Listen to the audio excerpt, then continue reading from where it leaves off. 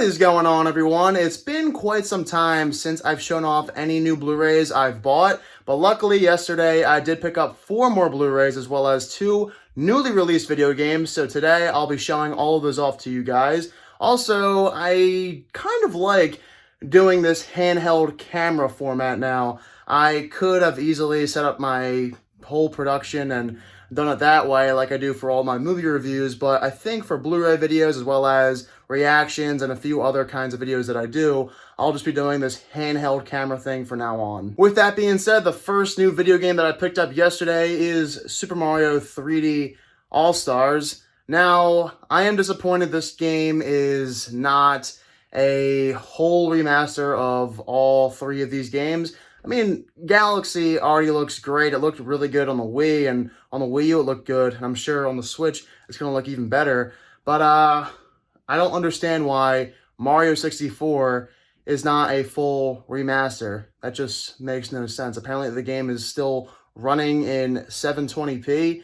Like, what's that about? But the reason I picked this up yesterday is because, well, not only do I love Mario Galaxy and Mario Sunshine, but I've actually never played Mario 64 in full, so I wanted to do that, and I thought the best opportunity to do so in the highest quality possible would be on the Switch. So that's why I picked this up, and I'm sure this will be a fun time. Plus, it's more convenient rather than having to set up my Wii U again to play Galaxy or having to set up the GameCube just to play freaking Mario Sunshine. So this is a lot more convenient, and I've never played Mario 64 in full, so that's why I bought this. Then I decided to pick up actual remasters of classic games, Tony Hawk Pro Skater 1 and 2. Guys, I've always been a huge fan of the Tony Hawk franchise, and I was ecstatic when they announced this game was coming out. So for me, this was an obvious pickup. I grew up playing the Tony Hawk Pro Skater games. I think my favorite growing up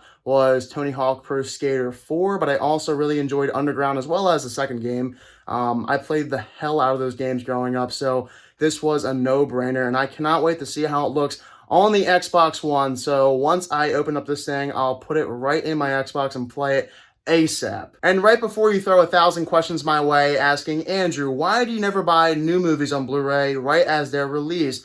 Well, they rip you off. They charge 25 to 30 bucks. Yesterday, I went to Best Buy and Target and Walmart, and I saw the Rise of Skywalker on 4K for like 30 bucks. And I said, absolutely not. I wouldn't buy that movie if it was $5, but for $30, no way. Plus, there's like no new movie releases right now out on Blu-ray or 4K because everything got delayed. I think the only movie I might buy right away on 4K or Blu-ray when it comes out is Tenet, just because that movie is so darn good. More on that in just a bit, but let's begin with a Blu-ray I picked up yesterday. This was the first one I saw on the shelf. It's Widows. This movie came out in 2018, and I greatly enjoyed it. This was an excellent heist thriller, starring a mostly female cast, but you also have guys like Liam Neeson and Daniel Kaluuya in this movie, and everyone is so good. It was only like $6, and how could I pass up a movie as quality as Widows that's $6? I'm not going to do that. And I remember liking this movie a lot in theaters. It was one of the best movies that came out in 2018. I think I ranked this 8th on my list in terms of best movies of that year. So this was another no-brainer for me because I enjoyed this movie so much, and for $6, of course I'm buying it. The next 2 Blu-rays I bought, I actually never seen these movies, but I've heard some pretty good things, especially about this film, Heat, starring Robert De Niro and Al Pacino. As far as I know, the plot is a group of men perform a heist, and they are feeling the heat from the cops, and Al Pacino is catching on to Robert De Niro and his crew. That's all I really know about this movie. I've also heard it's like the best heist movie of all time. So yeah, this was also like $6 or $7, and everyone has told me this is one of the best films of the 90s. So I thought to myself, I'll pick it up because even if I don't like it, I'll have only wasted about $6 or $7. But if I love this movie, that will be a huge steal, and I'll most likely rewatch it multiple more times over the years. So to me, I was very excited that this movie was on sale for about $6 or $7. I also have not seen Alien Covenant. I watched Alien, Aliens, and Prometheus. this was the last good Aliens movie that I've heard about, and they have not made a movie in this Alien franchise since. Now, I don't expect this movie to be great. I did not watch it in theaters, and I have not seen it since it was released because it looked like another generic Alien movie, and you probably watching it know exactly where it's going to go. It's just one of those predictable movies, I'm sure.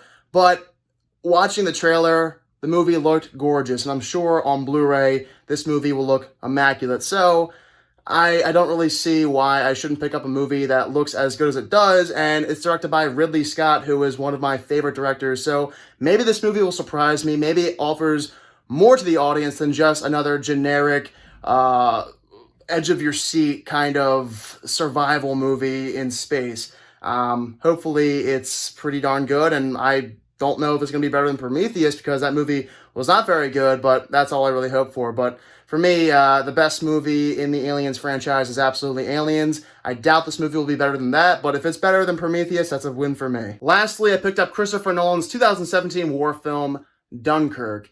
This was my most anticipated movie of 2017. I saw this in IMAX on opening night, and I walked out of that theater very disappointed. From time to time, I tried convincing myself that this was actually great, but after contemplating about this movie for several days, I soon began to realize that it's just a solid movie. It's nothing special. It's one of the worst Christopher Nolan movies in my opinion. Then again, I've only seen it once, and that's saying a lot because Christopher Nolan does have so many great movies. I mean, it's not that big of a deal if it's one of his worst films because he has classic after classic after classic over the years. But, you know, I mean, it sucks when you watch a Christopher Nolan movie and you're not that happy with the end result. And for me, that was Dunkirk. Maybe on second viewing, this movie will be good. It could be better for me. I don't know because it has been over 3 years, so it might feel like a whole new movie to me. And since my brain has matured and everything else, maybe it'll be great, in my opinion, the second time. But I don't know. That's the reason why I picked up this one. Plus, I believe on Blu-ray, this should look pretty darn good. Thankfully, though, we did get Tenet this year from Christopher Nolan, and I saw it last night again in IMAX this time, and what an experience that was. I had an absolute blast. I am very glad that we do have this movie, considering that Dunkirk was a rather disappointing experience. Tenet, on the other hand, was exciting. It's action-packed. It has a great finale as well as opening. I could not be happier with the end result of Tenet.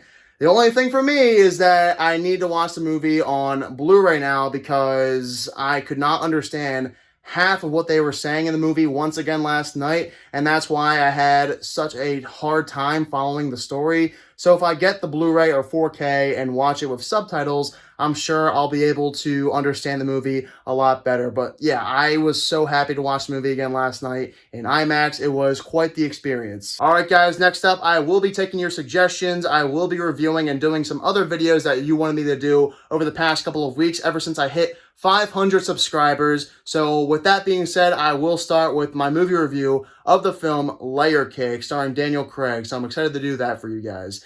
If you're new to my channel, click the subscribe button and give this video a thumbs up if you enjoyed it. Thank you all so much for watching this video, and I hope you all have a fantastic day.